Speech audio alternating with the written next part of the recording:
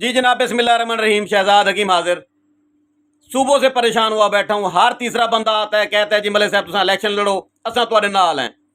जेड़ी किवें भाई किवें गल है? मलिक साहब तुसां इलेक्शन लड़ो, असां तुहाडे नाल हैं। वोट देसो में को वोट तुहाकू देसो, पूरे इलाके दे वोट तुहाकू गिनवा दे। लोगों की ख्वाहिश है जी मैं इलेक्शन लड़ूं, ये लोग मुझे वोट देना चाहते हैं।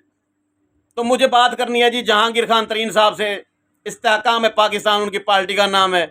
और खान साहब खुदा का नाम, उन्हें एक MP आला MN आला टिकट ही नहीं मेरे इधर भुका सटो शुजाबाद लड़सूं तुहाडे बालां को दुआ करे सूं।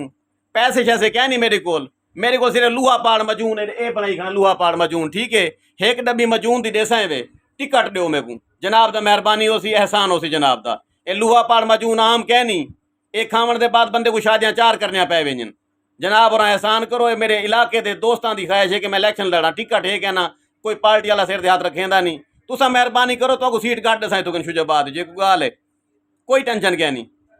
या मेरे को लंघ आओ या मेरे को छड्डो। शहजाद हकीम हाजिर है नौकरी वास्ते।